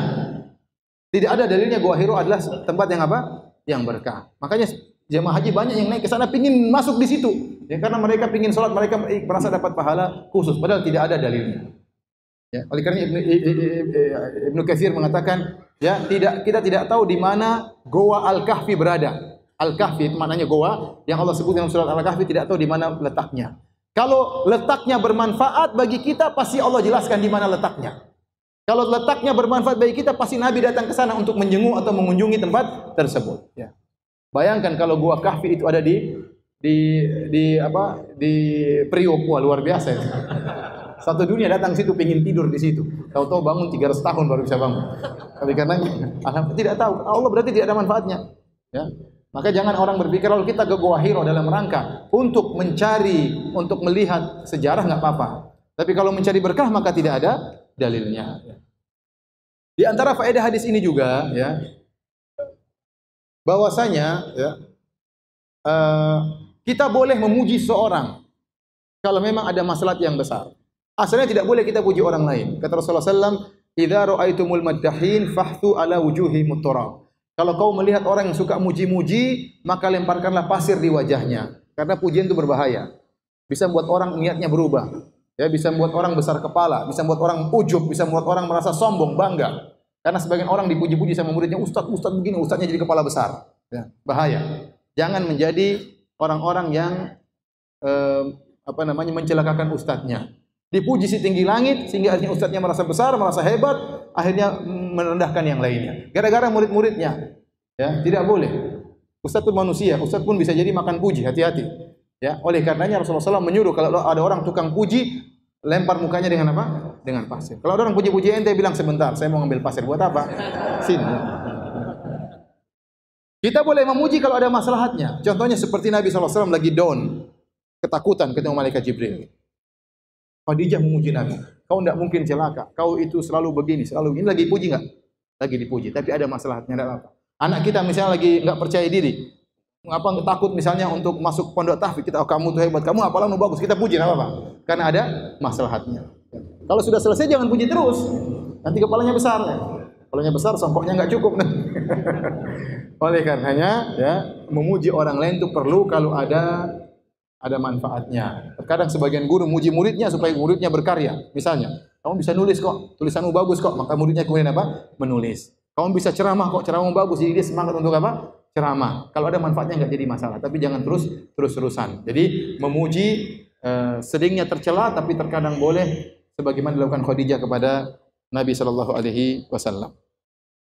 Kemudian di antara faedah yang berkaitan dengan ini, bahwasanya Waraqah bin Naufal adalah orang yang pertama kali masuk Islam. Dia yang pertama kali masuk Islam, namun sebelum Nabi berdakwah. Setelah Nabi berdakwah, yang pertama kali lelaki yang pertama kali masuk Islam Abu Bakar. Ya. Tapi sebelum itu Waraqah dia mengatakan, "Ya laitani kuntu jada'an." Ya laitani kuntu hayyan. Coba saya masih muda waktu kau sedang diusir. Saya masih hidup. La ansurannaka nasran mu'azzara. Saya akan menolong engkau dengan pertolongan yang hebat. Jadi Waraqah bin Naufal ini muslim. Ya. Dia masuk Islam karena dia beriman kepada Nabi sallallahu alaihi wasallam, langsung beriman. Dan dia meninggal sebelum Nabi berdakwah. Makanya Rasulullah SAW mengatakan, "La tasubbu Waraqah fa inni ra'aitu lahu jannatan aw jannatain." Riwayat Al-Hakim dan sanadnya sahih. Kata Rasulullah SAW, jangan kalian mencela Waraqah, sungguhnya aku melihat Waraqah dapat satu surga atau dua surga. Jadi Waraqah ada dalil dia pasti masuk apa? Surga. Dia beriman kepada Nabi sallallahu alaihi wasallam. Baik, di antara faedah yang berkaitan dengan hadis ini, ya, tadi menyebutkan aib seseorang kalau bukan dalam rangka mencela tidak dianggap ghibah. Sebagaimana dalam hadis ini disebutkan wa kana syaikhan kabiran qad ami. Warokoh sudah tua dan buta. Buta ini cacat, tetapi kita menyebutnya bukan dalam rangka untuk menjatuhkannya, bukan dalam rangka untuk merendahkannya. Allah Maha tahu tentang niat. Kalau kita dalam rangka merendahkan, maka ghibah. Tapi kalau kita niatkan dalam rangka untuk menjelaskan, ya, maka ini bukan ghibah. Saya sering sampaikan, contohnya ada orang datang kepada kita, saya ingin cari Joko. Ada enggak Joko di Priuk? Oh, Joko di Priuk ada dua. Ada yang gembrot, ada yang kerempeng. Yang mana? Ini ghibah dua-duanya. Ada yang gembrot, ada yang apa? Kerempeng. Oh, yang gembrot juga ada dua. Yang mata satunya buta, yang matanya dua buta. Ini ghibah juga. Yang mana? Kalau niatnya mengejek, maka ghibah. Kalau niatnya bukan mengejek, tapi dalam kerangka untuk menjelaskan, maka ini bukanlah ghibah. Kemudian tadi telah kita jelaskan juga bagaimana beratnya seorang meninggalkan negerinya. Rasulullah SAW sangat berat meninggalkan kota Mekah dan akhirnya beliau diusir. Ya, beliau diusir. Kemudian beliau tatkala meninggalkan kota Mekah, beliau berkata, "Ma atyabaki, wahai Mekah, betapa baiknya engkau wahai kota Mekah." Ya. Ya. Kemudian beliau berkata, "Wa ma ahabbaki ilayya," dan engkau negeri yang paling aku cintai. "Laula anni ukhrijtu minki, ma kharajtu minki." Kalau bukan saya diusir dari engkau, saya tidak akan pergi dari engkau. Dalam riwayat yang lain, "Innaki la khairu ardillah." Engkau adalah bumi Allah yang paling baik. Wa habbu ardillahi ila Allah, dan kota yang paling dicintai oleh Allah Subhanahu wa taala. Walaula anna qaumi akhrajuni ma sakantu ghairaki. Kalau saya tidak diusir oleh kaumku, saya tidak akan mencari tempat tinggal yang lain. Makanya kata Al-Aini, ya, ibtalallahu nabiyahu bi firaqi watanihi. Allah menguji nabi dengan meninggalkan apa? Kampungnya. Makanya waktu disebut kau akan disakiti, Rasulullah SAW diam. Kau akan didustakan, Rasulullah SAW diam. Waktu dia bilang kau akan diusir, Rasulullah SAW tergerak. Kenapa meninggalkan kampung halaman perkara yang berat? Ya, perkara yang berat. Makanya kaum muhajirin di antara keistimewaan mereka didahulukan penyebutannya daripada kaum ansor karena mereka diuji dengan ujian yang berat, harus meninggalkan kampung halaman. Harus meninggalkan kampung halaman, ya. Dan sedih yang saya sampaikan, kita ya ikhwan, kita berada di dalam negeri yang penuh kenikmatan, di antaranya kenikmatan berbangsa, kenikmatan bisa tinggal di tanah air. Banyak saudara-saudara kita yang diusir dari negerinya atau disiksa di negerinya. Ya, harus pergi meninggalkan kampung halamannya. Kita alhamdulillah, ya, berbangsa, bernegara ini nikmat, jangan sampai kita lupakan. Jangan sampai kita, ya, mengganggu keamanan yang ada di negara kita. Kita berusaha menjaga stabilitas keamanan yang ada di negara kita. Karena kalau keamanan sudah terganggu, ya sudah terganggu, kemudian ada pemberontakan, ada revolusi, hati-hati. Ya, hati-hati. Tatkala keamanan sudah tidak ada, maka ibadah pun susah, dakwah pun susah, ekonomi pun susah. Orang-orang kafir yang ingin menempati negeri kita pun senang. Mereka menanti-nanti kapan keamanan di negeri kita hancur. Kalau sudah hancur, kita yang menderita. Lihatlah bagaimana negara-negara yang lain, Libya, kemudian Mesir, yang mereka hancur-hancuran sekarang. Ekonomi jatuh, ya. Di Libya itu, ya, mohon maaf saya sampaikan bagaimana teman-teman saya cerita bagaimana kejamnya Gaddafi dulu. Gaddafi sangat kejam. Sampai kalau ada orang sholat 5 waktu di masjid yang sama langsung ditangkap. Ini orang terlalu soleh, tangkap aja. Jadi teman saya itu kalau sholat duhur di masjid yang lain, sholat asar tempat yang lain, supaya tidak ditangkap. Ada intelnya, kalau ada yang ketahuan sholat 5 waktu di masjid, ditangkepin. Betapanya orang, dia bikin perintah, yang berjenggot semuanya ditangkepin sama dia yang jenggotan. Tahu-tahu. Yang cingkrangan tangkapin, yang cingkraman semua ditangkap semua. Ini kejadian di Libya. Sekarang kemudian mereka merontak, kemudian Gaddafi dibunuh oleh mereka, sekarang kondisi lebih parah. Orang mudah membunuh yang lainnya. Sampai terakhir ada mahasiswa Madinah, ya, dibunuh. Dai terkenal dibunuh, ya, karena tidak ada keamanan, ya.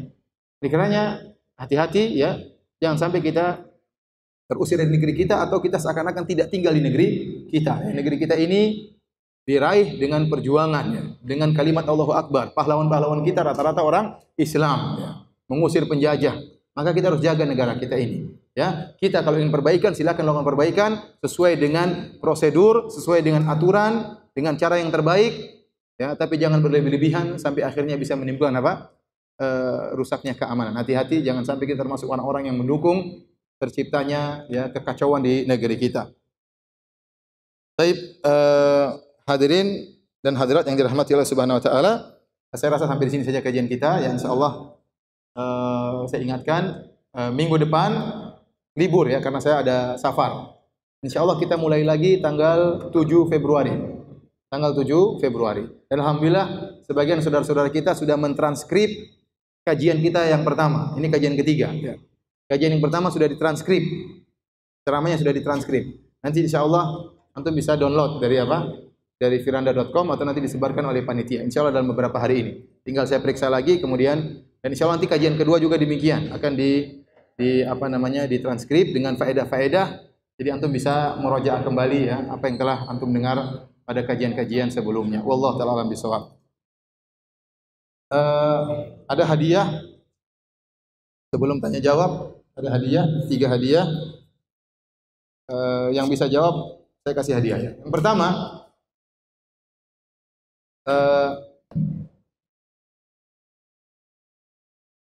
siapa yang bisa sebutkan faedah kenapa Nabi waktu datangi wahyu dari malaikat Jibril mendengar suara yang sangat kencang seperti bunyi lonceng? Silakan. Masya Allah, karena bisa fokus. Silakan pilih, Pak. Yang mana? Yang paling tebal ya? Belum tentu paling bagus ya, jangan terpedaya. Baik. Pertanyaan berikutnya, orang-orang yang di zaman jahiliyah mereka tidak menyembah berhala disebut dengan istilah apa? Al-Ahnaf, Masya Allah. Silakan deh. Bapak-bapak kalah ya. Yang terakhir ya.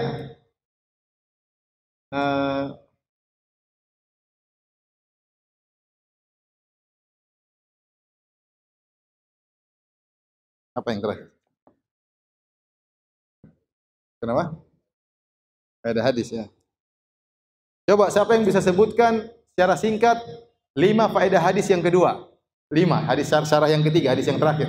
5 ya. Tidak boleh nyontek ya. 5 ya. Ayo, silakan berdiri. Tidak boleh pakai catatan, harus hafal. Jadi Imam Bukhari ya. Ada yang bisa sebutkan 5? Ya. Silakan. Faedah hadis ketiga, boleh dicoba, silakan. Nah. Yang pertama, kenabian itu dipilih oleh Allah, bukan diusahakan. Yang kedua, boleh memuji kalau ada maslahat. Khadijah memuji Nabi SAW. Yang ketiga,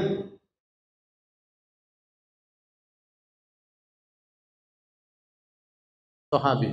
Hadis mursal ada 2, mursal tabi'i, mursal sahabi. Kalau mursal tabi'i dhaif, lemah. Kalau mursal sahabi hadisnya sahih. Karena pasti rawi yang hilang itu sahabat juga. Paham? Yang keempat,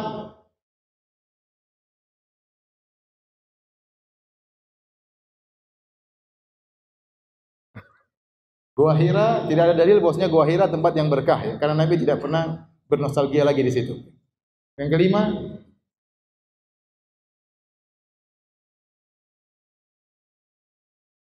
berdakwah. Waraqah adalah orang yang pertama kali masuk Islam sebelum Nabi berdakwah. Lelaki pertama, bukan orang pertama. Orang pertama masuk Islam Khadijah. Kemudian baru siapa? Waraqah. Ya, Masya Allah, silakan. Ya, baik, kalau ada yang bertanya saya persilahkan. Apakah manusia bisa melihat syaitan? Karena saya pernah membaca sebuah buku bahwa ada orang sudah zaman Nabi pernah melihat dan menantang syaitan. Sebenarnya Allah mengatakan syaitan tidak bisa dilihat dalam bentuk aslinya. Dia juga bisa menjelma. Syaitan juga bisa apa? Menjelma. Kadang menjelma menjadi orang yang mengerikan, kadang menjelma menjadi wanita yang cantik, ya. Dan itu kenyataan yang ada. Yang kita lihat syaitan dalam bentuk yang macam-macam, ya. Oleh karenanya, ya, lihatlah banyak orang berimajinasi, ya, sehingga dibuatlah film-film yang berkaitan dengan syaitan. Ada Gondruwo, ada Mak Lampir, ada siapa? Timades Jembatan Ancol, ada siapa lagi? Tergantung setannya jadi apa. Dan sering saya sampaikan, imajinasi mereka itu sesuai dengan kadar ekonomi mereka. Nah, kalau setan Amerika, Dracula keren-keren pakai jas, ya. Kalau setan Indonesia miskin-miskin, enggak mandi, bajunya kurang, pocong dan macam-macam. Jadi kalau setan terlihat biasanya dalam bentuk jelmaan, apakah menjelma menjadi seorang atau yang lainnya. Wallahu a'lam bishawab. Baik Ustaz, ada orang sering melihat jin. Ya mungkin, ya kita enggak tahu, tapi kata para ulama demikian yang saya baca. Bahwasanya dilihat dalam bentuk menjelma. Biasanya orang bisa melihat jin pun biasanya kadang-kadang terganggu. Dia ada jinnya juga, makanya dia bisa melihat jin yang lain. Kalau normal-normal biasanya tidak, biasanya juga tidak. Oleh karenanya Abu Hurairah waktu menangkap setan dalam menjelma sedang menjelma menjadi manusia. Ada sebagian ustaz menyatakan bahwa Rasulullah SAW tidak buta huruf dengan dalilnya. Oh alam bisawab, setahu saya Rasulullah SAW buta huruf ya. Sejak awal ya. Ada khilaf belakangan, apakah Rasulullah SAW buta huruf itu berlanjut sampai terakhir ataukah tidak? Artinya Rasulullah SAW awalnya buta huruf, sepakat. Saya tidak menemukan ada ulama mengatakan sejak awal Nabi sudah bisa baca. Ya, makanya Rasulullah SAW waktu disuruh baca dia mengatakan ma'ana biqari, saya enggak bisa baca. Apa ya? Saya enggak bisa baca. Dia tidak mengatakan apa yang saya baca, tidak. Rasulullah SAW mengatakan saya tidak bisa baca. Saya tidak bisa baca. Ya. Rasulullah SAW mengatakan nahnu ummatun ummiyatun la naktub wa la nahsub. Dalam hadis yang sahih. Kami adalah umat yang tidak bisa baca, tidak bisa menulis dan tidak bisa menghitung. Asyhru hakada. Bulan itu 29 atau 30 hari kata Nabi sallallahu alaihi wasallam. Ya. Rasulullah tidak bisa baca, tidak bisa tulis ya. Ada khilaf memang apakah tidak bisa bacanya, tidak bisa tulisnya Nabi ini berlanjut sampai akhir hayatnya atau tidak. Pendapat yang kuat sampai akhir hayat Rasulullah SAW tidak bisa baca karena Allah memberi sifat dia an-nabiyul ummi. Nabi yang tidak bisa baca dan itu ada dalam ayat. Rasulullah SAW pandai dalam berdagang, yang otomatis pandai hitung-hitungan. Hitung-hitungan belum tentu bisa baca. Paham? Bukan hitung-hitungan, menghitung bulan, itu butuh ilmu tersendiri. Nabi SAW tidak bisa menghitung-hitung, bukan hitung-hitung 2 tambah 3, 5. Itu tidak perlu sekolah juga bisa. Paham? Membedakan dinar dan dirham tidak mesti harus bisa baca. Karena baca itu perlu mengenal huruf, rangkaian huruf, ya. Dan Nabi SAW bisa berjualan, bisa berdagang, tidak menunjukkan Rasulullah SAW bisa baca. Tadi saya katakan, kondisi Nabiul Ummi tidak bisa baca, ada hikmahnya, supaya menunjukkan Al-Quran itu dari Allah Subhanahu wa Ta'ala. Ustaz tadi mengatakan bacaan Bismillah bukan dari Al-Fatihah. Ya. Apakah surat Al-Fatihah 6 ayat? Tetap saja 7 ayat, tetapi cara hitungnya berbeda. Ya. Jadi saya kira ini masalah khilafiyah. Ya. Masalah khilafiyah. Ada sebagian ulama mengatakan bahwasanya Bismillah termasuk Al-Fatihah, dari situ mereka mewajibkan untuk baca Bismillah. Ada yang mengatakan Bismillah bukan dari Al-Fatihah, tapi Bismillah hanyalah ayat yang membuka setiap surat. Tentu ini masalah khilafiyah, tidak perlu diperebutkan ya. Nah, saya sendiri lebih condong kepada Bismillah bukan dari Al-Fatihah. Kenapa? Dalam hadis Sahih Muslim tadi, ya Rasulullah SAW berkata, Allah Subhanahu Wa Taala berfirman, ya qasamtu salat, saya carikan apa namanya hadisnya dalam Sahih Muslim.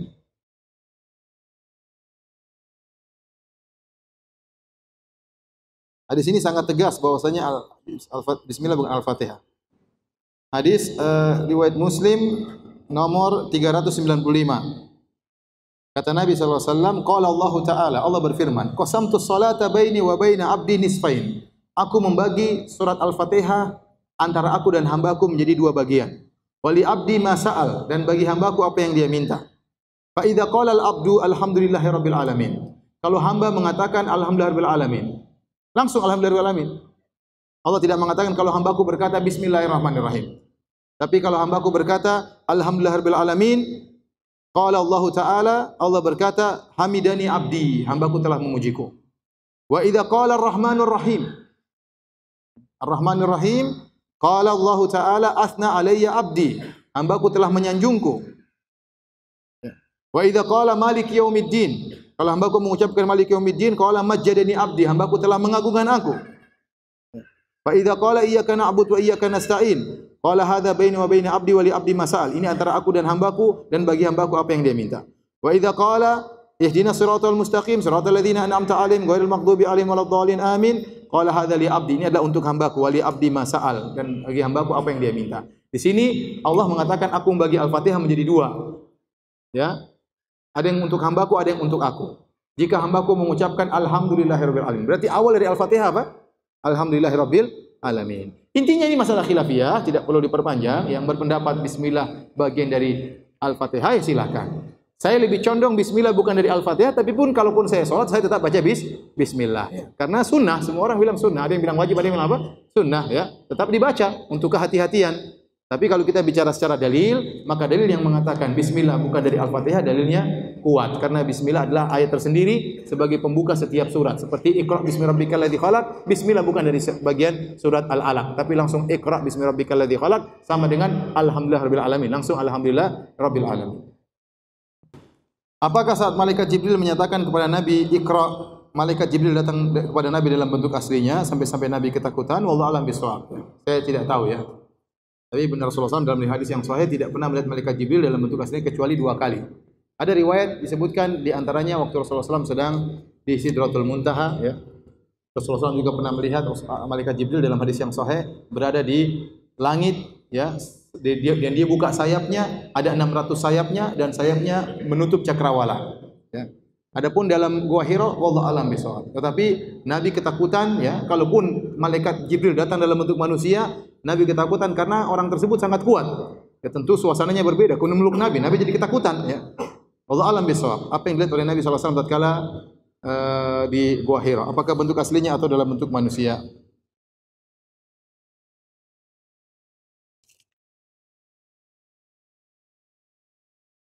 Ustaz, bagaimana cara mengangkat derajat hadis dhaif menjadi hasan dan hasan menjadi sahih? Ini pembahasannya tentu perlu pengajian khusus tentang masalah hadis. Tapi memang hadis dhaif, kalau dhaifnya tidak begitu kuat bisa terangkat menjadi hadis hasan ya. Misalnya jalannya begitu banyak ya. Ini lemah sedikit digabungkan menjadi hasan, lebih apa? Lebih kuat. Demikian hadis hasan, kalau hadis hasan datang dalam banyak jalan bisa menjadi apa? Kuat ya.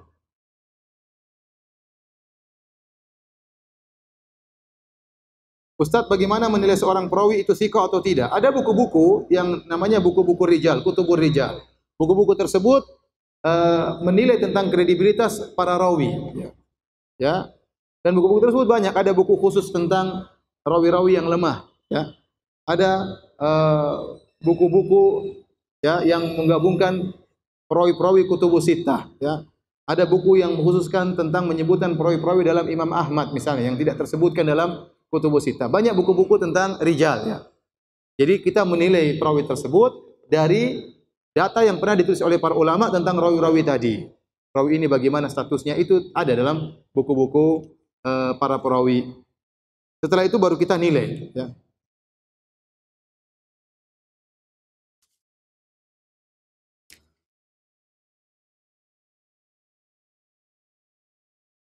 Kalau antum sederhana harus punya buku apa? Takribut Tahdzib ya. Takribut Tahdzib itu karangan dari Ibnu Hajar Al-Asqalani yang merupakan ringkasan dari Tahdzibut Tahdzib. Ada namanya kitab Tahdzibul Kamal ya. Kemudian yang berisi tentang rawi-rawi kutubus sittah. Kemudian diringkas oleh Ibnu Hajar jadi Tahdzibut Tahdzib. Ya, Tahdzibut Tahdzib diringkas lagi oleh Ibnu Hajar dalam Takribut Tahdzib 1 jilid. Nah, kalau antum cari buku-buku rawi-rawi tentang dalam kutubus sittah yaitu Sahih Bukhari, Sahih Muslim, Sunan Abi Dawud, Sunan Tirmidzi, Sunan Ibnu Majah, Sunan Nasa'i, maka perawi-perawinya ada di situ. Namanya siapa bisa antum cek. Oh, bagaimana statusnya? Dhaifkah, thiqahkah, ya, hafalannya lemahkah, hafalannya burukkah? Dijelaskan oleh Ibnu Hajar rahimahullah taala. Assalamualaikum Ustaz, semoga selalu dirahmati oleh Allah. Amin. Mau bertanya, apakah bila kita sudah masuk surga? Amin ya, semoga masuk surga. Apakah kita bisa melihat rekaman kehidupan di dunia? Betapa dahsyatnya kejadian masa lalu, peperangan, melihat malaikat ikut perang Badar. Mau nonton film di sana? Wallahu alam, saya nggak tahu ya. Nanti coba aja kalau mau surga. Kalau antum memang pingin lihat, minta kepada Allah, siapa tahu dikasih. Kita nggak tahu ya. Ya. Kalau saya mungkin tidak pingin begini. Pingin ketemu bidadari aja. Antum juga jangan ketawa. Tapi ingat di surga minta apa saja apa? Dikasih. Cuma apakah kalau kita di sana terpikir untuk minta seperti gini? Ya. Allah alam ya.